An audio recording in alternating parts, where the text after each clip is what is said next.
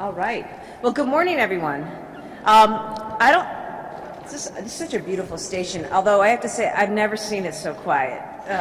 Jeez. Wow. Great day today. I just want to begin by thanking our fabulous Worcester City Manager, Eric Batista, and the entire Worcester delegation for welcoming us to the heart of the Commonwealth, right? What better place to make a monumental seismic transportation announcement than right here in Worcester, Massachusetts. So I also am thrilled that we're back. This is we spent a lot of time here. You know, a lot of gatherings, a lot of events. This is a wonderful, wonderful place. And today we reaffirm that by having it be the location where we're going to make a really, really important announcement. It's a beautiful hub for transportation. It's a vision of what's really possible, and you know, we're really, really excited to be here. And I would like to acknowledge, this is a pretty big crew back here. I'm pretty excited about this. We have with us, as I mentioned, the city manager, also members of the fantastic Worcester delegation, Representatives Mahoney, O'Day, LeBouf, Donahue. We also have Governor's Counselor DiPaolo with us.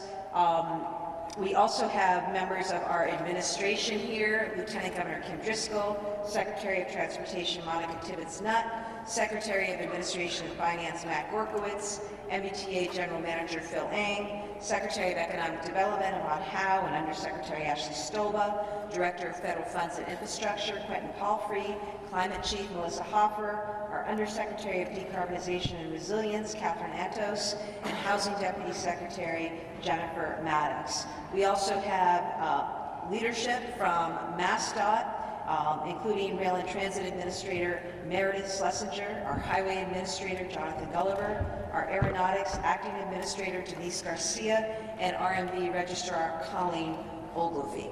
Our partners in government, from the Treasurer's Office, Treasurer Goldberg's office, First Deputy Treasurer Jim McDonald, and Deputy Treasurer Sue Perez.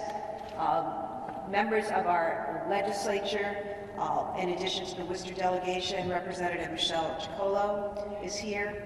Members of the MBTA board and DOT board, including Chairman Tom McGee, Mayor Koch, and Mayor Sisitsky, as well as Brian Kane.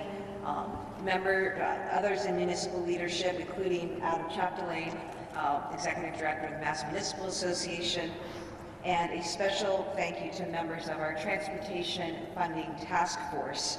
From also with us today, Kate Deneen. These are some of the members of that task force. Kate Deneen, President and CEO of A Better City, who you'll hear from. Gardner Mayor Mike Nicholson. Brooke Thompson of AIM, Doug Howgate of Mass Taxpayers Foundation, Rebecca Davis, Mass Competitive Partnership, Jada Dang, Harvard Kennedy School, Linda Dunleavy, Massachusetts Association of Regional Planning Agencies, Melissa Bales for the Quabog Valley CDC, Paul Niedzwitzki of the Cape Cod Chamber, Brian Kane, as I mentioned, from the Advisory Board, Jason Palich, 495 Metro West Corridor Partnership, Sandra Sheehan, Regional Transit Authorities, and Amy Shea, Health Foundation of Central Massachusetts. LG, did I miss anyone? Who is not here? Yeah. Jesus. All right, but it's important, and it's important because not only is this how good policy is made, good policy is made when you get an input from a variety of stakeholders, including stakeholders who don't always agree on things. But that's how you get to the best policy, okay? That's the first thing. And second, it's one thing to have a policy, it's another thing to actually get it done and implement it. And we're an administration that is focused on, number one, not kicking the can, especially on things that are hard. I'd put transportation in that category. And two, making sure that we're ready to go when it comes to implementation. And so that I wanted to take the time to acknowledge everyone who is here, because it is through these partnerships and everybody doing their work in Team Massachusetts that we're really going to make the most of what we are proposing. And again, what I say is a transformational, seismic announcing for Massachusetts. When we took office a couple years ago, our state transportation system was showing the effects of decades of underinvestment. Bridges were in rough shape, often forcing long detours. Local communities weren't getting what they needed. Projects that had been talked about for years and years and years on end that never seemed to move forward, from West East Rail to the I-90 rebuild in Alston to the Cape Cod bridges. The MBTA had many days where it was barely moving at all, with slow zones everywhere. Contracts weren't being executed properly, and a deep deficit seemed to put our progress out. As usual wasn't working. Things were getting worse. Continuing that way, in our view, was going to hold Massachusetts back. It was going to undercut our competitiveness. It was going to limit the growth of our economy. And it just wasn't respectful to the residents, to the people who depend on a well-functioning transit system. Everyone agreed that funding was needed, but there was no plan in place to dig out, let alone to do better. So we were determined to do things differently, and a year ago I established the Transportation Funding Task Force by executive order. They were directed with delivering a future-looking strategy to finance transportation and improve the safety, reliability, and efficiency of the system. In the meantime, we set a new record for federal funding. More than $9 billion total in transportation dollars and other dollars we brought back to Massachusetts over the last 2 years, and I'm grateful to the work of the team on that. Through all the applications submitted, we've now moved from where we were before we started, 34th nationally, to now 7th in the country, ahead of much larger states when it comes to federal funding. And with that, we were able to get projects moving. We got more resources to cities and towns. And Phil and his team fixed the tracks on the MBTA. No more slow zones for the first time in 20 years.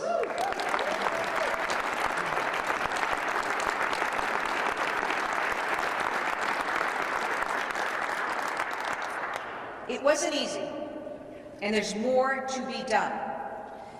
But what we can say now to drivers, to riders, and to taxpayers is that the money you invest is going to get results. Now we can start building the system that our state deserves.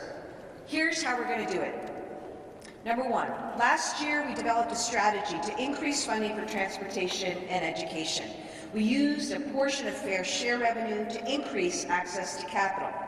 This does not require new taxes, no new taxes. What it required was smart fiscal management, and what it's meant is a bigger investment over a longer period of time that we can make in transportation infrastructure. Now with fair share revenues up again, we can do so much more. Our plan is to invest over $8 billion over the next 10 years to improve transportation in every corner of our state. We'll act on recommendations by the task force, and we'll put our entire transportation system on stable financial footing, something that we haven't had for decades. We're fixing that. You'll see the results in big bridges fully open again, like the I-391 viaduct in Chicopee. You'll see it in smaller bridges replaced, like Commercial Street over Herring Run Brook in Weymouth. Communities depend on strong, safe bridges, and that's what we're going to build. We're also getting close on the MBTA budget gap, and I'm really appreciative of this work. There's been a lot of talk about the cliff that the T is facing, and it is real. And we've got a program and a proposal that is going to effectively close that gap, stabilize the T over the next several years, so that Phil and his team can take the T to the next level. You'll see more frequent trains and buses. You'll see major station upgrades. You'll see accessible platforms across the commuter rail from the Beverly Depot to West Medford to Franklin. Bottom line, you're going to wait less and you'll move faster. And once we fix the foundations, we can do so much more. We can be a state where everybody gets to where they need to go, safely, affordably, sustainably. Oh, and on time. I want to close by saying that this is about funding, but it's about so much more. It's about management, it's about execution. It's also about a vision. That's a vision where these task force members have stepped in to help us develop. Our statewide infrastructure, we want it to be in a state of good repair, safe, reliable, reliant. We want access for everyone in every type of community and in every stage of their life. And we want transportation that supports all of our goals for life here in Massachusetts, including strong businesses, a great quality of life, access to jobs, housing, and other opportunities. It's about getting us moving and keeping us moving in a great direction. This plan launches a new era in Massachusetts of sound management, sound vision, and great transportation for Massachusetts. And again, I want to thank everybody who worked so hard to get us to this day. And now I'd like to bring forward our terrific Secretary of Transportation, Monica Tibbetts-Nutt.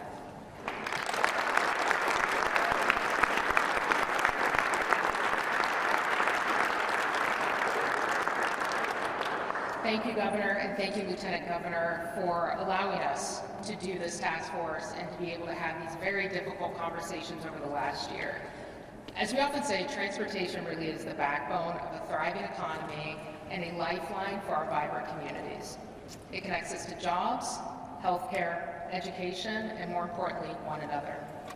This is why Governor Healey and Lieutenant Governor Driscoll have been clear from day one that transportation is a priority. The administration's vision is clear: a safe, reliable, and efficient transportation system that serves everyone, including urban, suburban, and our rural communities. One of the big things that we were tasked with this year is not only looking at the long-term opportunities, but especially looking at the short term. This upcoming proposed budget will enable us to take bold steps towards modernizing and sustaining our systems. The MBTA has faced fiscal challenges due to declining fare revenues and rising costs. House 1 proposes a $2.2 billion investment to stabilize operations and improve service quality, including $500 million from fair share revenues. This money will support initiatives like the low-income fare relief, the MBTA Academy, and water transportation. These funds will also ensure that service expansions and technological advancements remain sustainable. We also have been investing in our regional transit authorities. The Commonwealth's 15 RTAs play a vital role in serving residents across Massachusetts, especially in underserved areas. We are proposing more than $200 million for our RTAs. This funding will support fare-free programs, connectivity projects, and paratransit services for older adults and people with disabilities. Ultimately, it will ensure that transit remains equitable and accessible across the state. I thank the administration for allocating $617 million for MassDOT operations. This will let us focus on critical services like snow removal, which is essential given our increasingly severe weather. Notably, the budget also supports the creation of a dedicated mega project division, which will ensure the efficient management of transformative projects like the Cape Cod bridges and the Alston multimodal project. These investments will help address current challenges while also preparing for the future. Finally, the Transportation Funding Task Force concluded their work and is delivering a comprehensive report to the Governor today. As I noted, Massachusetts needs a safe, reliable, sustainable, resilient, and efficient transportation network to connect all of our communities and move people. We also want to focus on enhancing our economy, but also our quality of life.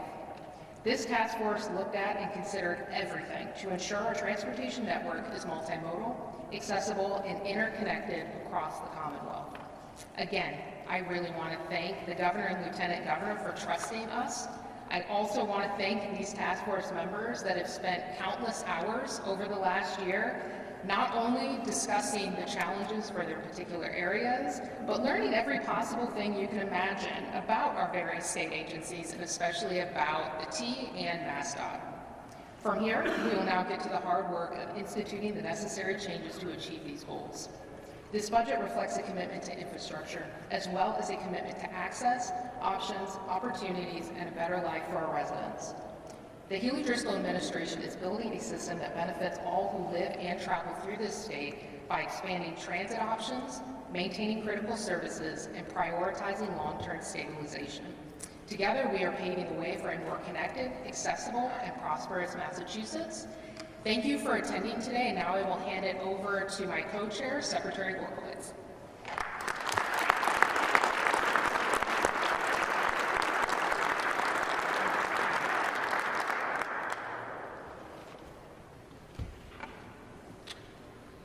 Thank you for coming out to Worcester today for this exciting and historic announcement. A lot of hard work went into putting this plan together, and it would not have been possible without the support of Governor Healey and Lieutenant Governor Driscoll, as well as my co-chair, Secretary Tibbetts-Nutt, my fellow cabinet members, my staff, and members of the Transportation Funding Task Force. So thank you all. I also want to thank Treasurer Goldberg and her team, First Deputy Treasurer Jim McDonald, and Deputy Treasurer Sue Perez, who have worked very closely with my AMF Undersecretary Jen Sullivan in developing some of the financing mechanisms that are central to this proposal we're advancing today. So thank you. As Governor Healey mentioned, it was a year ago this month that we began the work of the Transportation Funding Task Force, work that would ultimately help us develop the plan we are presenting today. And through that hard work, it became immediately clear that we could achieve nothing if we did not focus on first stabilizing the finances of the system and repairing our roads, bridges, rails, and infrastructure. These form the foundation of our highway and transit system, and these systems are critical to our businesses, workers, and families who travel across all of Massachusetts. We also know that sound fiscal management means making sure we maximize the impact of what is a brand new revenue source for transportation, the fair share revenue. It is a resource that has since gone into effect for the first full year in 2024, fiscal year 2024, has outperformed expectations, yielding $2.46 billion of revenue in 24 for both transportation and education. This plan aims to maximize the impact of that fair share revenue by leveraging those tax dollars, combined with other resources, to invest $8 billion over the next 10 years in our transportation system. We will achieve that in a variety of ways, starting with the Governor's House 1 budget filing for FY26 that will be filed next week. Similar to innovative approaches we took last year in the Governor's budget to maximize a portion of the fair share revenue by putting it into the Commonwealth's Transportation Fund, we will propose transferring $765 million from the fair share revenues in FY26 to the Commonwealth Transportation Fund, an increase of about $500 million over what we proposed last year.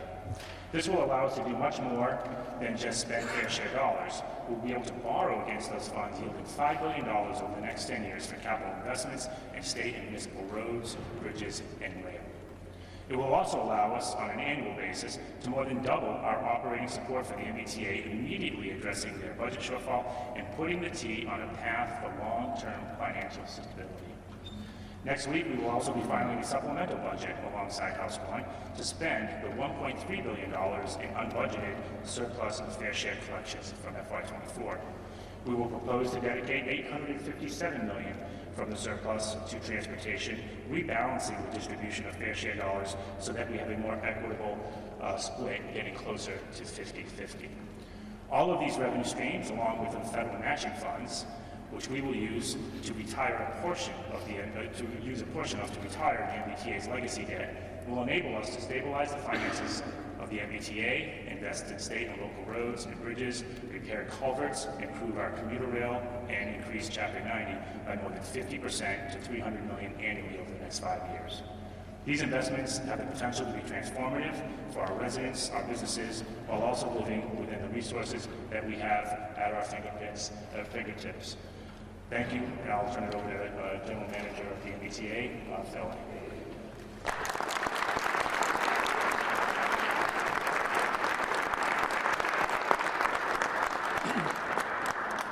Thank you, Secretary. Well, let me first thank Governor Healey, Lieutenant Governor Driscoll, for gathering us all here today and for making this monumental, momentous occasion a reality. I also want to thank the Secretary Gorkowitz and Secretary Tippett-Snett, and the entire Cabinet for their unwavering commitment to strengthen transportation across Massachusetts.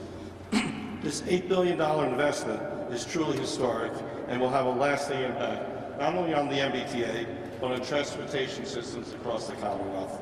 And with this new funding proposal, the MBTA will see its operating budget significantly raised, and I mean significantly. I think I heard the word seismic, historic, so many different adjectives can be used, to $687 million in fiscal year 26. That's huge. And this is a game changer for the agency. It will immediately address the MBTA's budget shortfall and help us achieve long-term, reliable financial stability, making sure that we can continue to provide reliable services to the communities who rely on the T on a daily basis and visitors from near and far who come to visit the Commonwealth, and allow us to continue to partner with all the regional transit authorities across the Commonwealth. This funding will allow us to make key and wise investments in projects that the public has been long deserving and waiting for. It will allow us to upgrade rolling stock across all of our modes.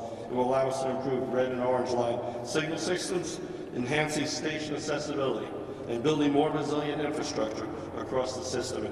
These improvements will have an immediate and meaningful benefit for all the riders that we serve today and the communities that we want to serve in the future. The T will become even more reliable and efficient as we improve service. I commit to that. But this is not just about solving immediate challenges. This investment lays the foundation for sustainable and reliable transportation that will serve communities for years to come. We're committed to making the most use of every public dollar that we receive to modernize our infrastructure, to improve quality of service, and ensure that the system is more accessible and resilient for everybody. We will use every dollar from this funding to focus on building a stronger, more capable workforce and delivering meaningful projects that improve the transit experience.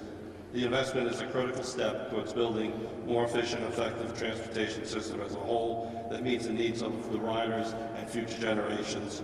And we're proud to be part of this historic effort as we look forward to delivering that transit system that the public not only can rely on, but be proud of. And again, I want to thank the Governor and Lieutenant Governor, the administration, the legislature, the MBT Board of Directors, our workforce, the Transportation Funding Task Force, and the public for helping us make this vision a reality. And I want to just say I'm proud to be part of Team Massachusetts, and I'll hand over the mic to introduce City Manager Batista.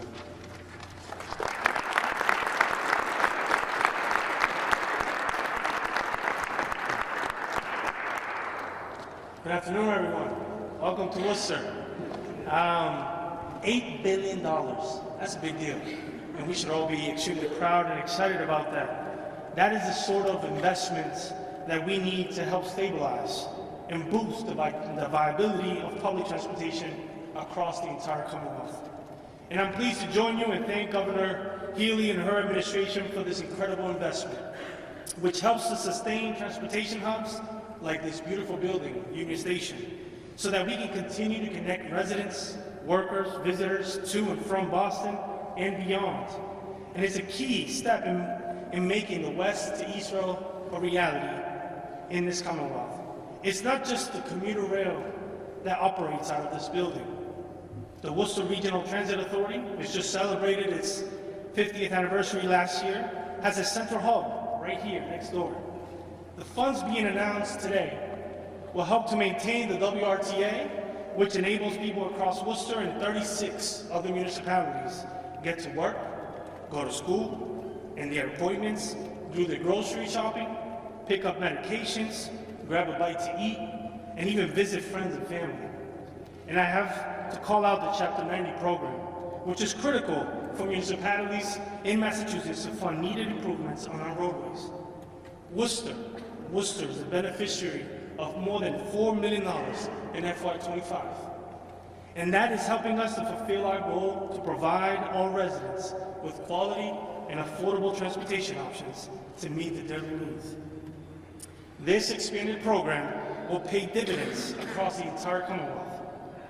But overall, the Healey and Driscoll administration is providing a model leadership in regard to transportation, and through this historic investment, demonstrate the commitment to a new chapter for transportation in Massachusetts, and not just here in Boston, but across the entire Commonwealth.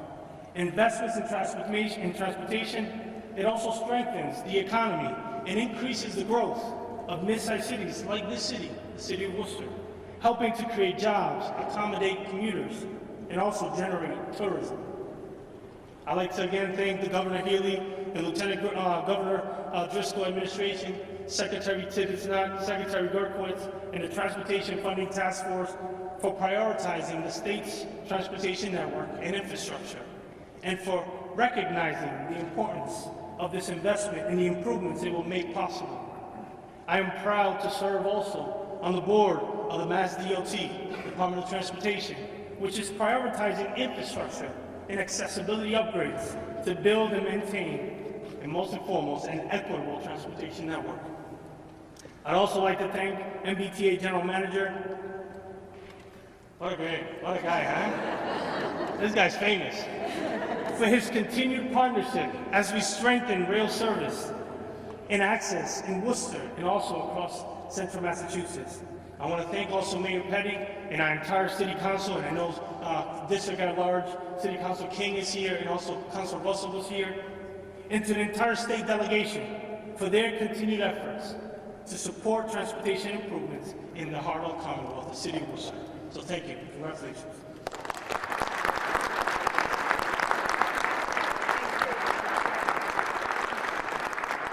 Hi, everybody. I'm Kate Deneen, President and CEO of A Better City. It is so wonderful to be here in Worcester today in this beautiful space. Shout out to MassDOT, the MBTA, Keola for a seamless commute here from Back Bay Station. It's just wonderful to be surrounded by so many friends and colleagues today to talk a little bit more about this really historic investment in our statewide transportation infrastructure. So at A Better City, our mission is to engage with the greater Boston business community to develop solutions to address transportation, land use, and climate issues. And our vision is to create a more vibrant, competitive, equitable, and sustainable city and region for all. So with that context, it's been an honor to serve on the task force for this past year. I was counting back on my fingers. I was sworn in on maternity leave, and now my daughter's 11 months old. So it has been a year. And thank you to Governor Healey, Lieutenant Governor Driscoll, Secretary Tibbetts-Nutt, Secretary Gorkowitz, and their teams for convening this task force and really confronting our transportation crisis head on. Also, thank you to all my fellow task force members standing behind me for their partnership and their patience over the past year. And it's just so wonderful. I'm so proud to be part of Team Massachusetts. It is really thrilling to be here today to release the Governor's Transportation Funding Task Force report and to support the administration's proposal to stabilize our statewide transportation infrastructure. The central recommendations put forth by the task force are strategic, fiscally responsible, and actionable. And with today's budget proposal, the Healey-Driscoll administration is indeed taking immediate action to implement many of these recommendations to address our most pressing statewide transportation needs. The administration's historic plan to stabilize our infrastructure will invest, as you've heard, $8 billion in our transportation infrastructure over the next decade, and also resolve the T's budget deficit by more than doubling support for its operating budget.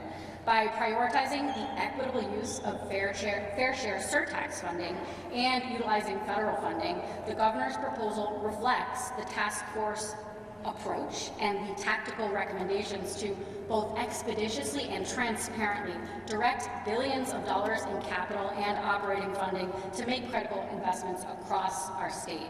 And standing in front of my fellow task force members, it's really important to note that in alignment with the recommendations of the task force, these operating and capital investments will touch every corner of the Commonwealth, not just the T and Greater Boston, but also our RTAs and our roads, bridges, tunnels, culverts. We talked a lot about culverts in municipalities from Culverts Matter, from Williamstown to Provincetown. So it isn't just about stabilizing our infrastructure in the abstract. It's really about improving the lives of Bay Staters and catalyzing economic development.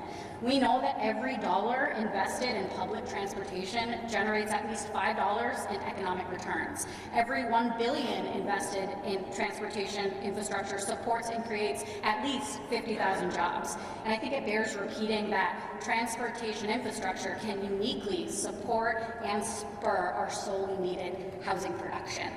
Jobs, housing, commerce, quality of life. In many ways, transportation is the key to unlocking a more affordable, equitable, and indeed competitive Commonwealth. The task force report makes some additional recommendations to enhance and transform our statewide transportation system, such as continuing to aggressively pursue federal transportation funds under the leadership of Chief Quentin, as I've heard him called today, and also to rationalize existing transportation fees and to assess the feasibility of new pricing strategies. So we will all have more progress to make in the sessions to come. But in the immediate, we know that our Commonwealth cannot thrive without safe, reliable, resilient transportation. And the governor's budget proposal today is an urgent step toward building a stronger system and a more competitive Commonwealth. I'm so grateful to the Healey-Driscoll administration's leadership and partnership, and as today's announcement demonstrates, we are turning the page on a new chapter for transportation here in Massachusetts. We look forward to working with the administration, with the legislature, the business community, transportation advocates, and riders and drivers and businesses in the coming weeks and months to realize this vision. Governor Healey, thank you again for your vision and for your leadership. Back to you. Thanks, Kate. Thank you, Kate. Again, thank you, Kate. Thank you to all the members of the Transportation Funding Task Force. None of us is as smart as all of us, as the LG will often remind me, and it's true. And that's why this broad cross-section of folks that have been part of the formulation of the recommendations, I know is going to be greater success, that these are the right policies, this is the right direction. And look, I just say, my takeaways from all of this, just having been at this a couple of years, this is a big deal. This is a really big deal. And it's a big deal because it's tackling some of the systemic underlying deficiencies that people have been grappling with for years, if not decades. And I really want to thank Secretary Gorkowitz, Treasurer Goldberg, for taking a look and doing something that's never been done here before in the state. And that is finding a way to make sure that every taxpayer dollar that's invested is maximized. $8 billion over 10 years. $8 billion over 10 years. So thank you to the teams for coming up with that. Thank you to the DOT team and Secretary Tibbetts-Nutt. I think about the work that Meredith Schlesinger is doing to make West-East Rail a reality, the work that our Highway Administrator, Jonathan Gulliver, is doing to make sure that we're addressing those bridges and those culverts, and also big mega projects like what's going to happen at the I-90 interchange there in Alston. What's that? Pinch points. Pinch points! Which, leads me to my last and final point. Every one of you traveled here today. I don't know how you got here, but I can imagine that some of you, were dealing with traffic, dealing with congestion. Thanks to Phil and the team, those who were coming by train, we made some real improvements there. But I say that because transportation is part of the everyday experience of just about everybody in the state, right? It's how you go to school, it's how you go to work, it's how you go to a doctor's appointment, it's how you go to take in a game, whatever, right? And so that's why we've focused so much on transportation and this effort to make transportation work for you. And I am confident that as I stand here today, we have received recommendations, we have worked together as a team to put Massachusetts on a path to a kick-ass transportation system that is going to serve every resident, every employer, every sector of our state. It's going to lead to unparalleled economic growth and prosperity and opportunity. It's going to help decarbonize and address our climate challenges by getting more people off the road. And at the end of the day, won't it be nice to have a better quality of life and to take one of the headaches out of the day by ensuring, that you're going to get somewhere on time, in a way that you and your family and your employees can count on. So, I'm just the governor, but when I boil it down to all that, what this is really about, to me, that's what this is about. And again, I want to thank everybody who helped bring this forward today. The work is not done. This is important, but if we didn't deal with stabilization, if we didn't deal with the foundation, which has been crumbling for decades, we're not going to get a chance to build anything meaningful. You know that. You can't build a house without a foundation, or if it's a lousy foundation, the whole damn thing's going to fall apart no matter how pretty it looks on the outside. So we've done that today, and I know this team is going to hang together, not going anywhere, by the way, as we work forward, both in terms of implementation and also the further vision for what transportation is going to look like in the state. We're happy to take any topics on question. Okay. Good. Very good. Thank you, everybody.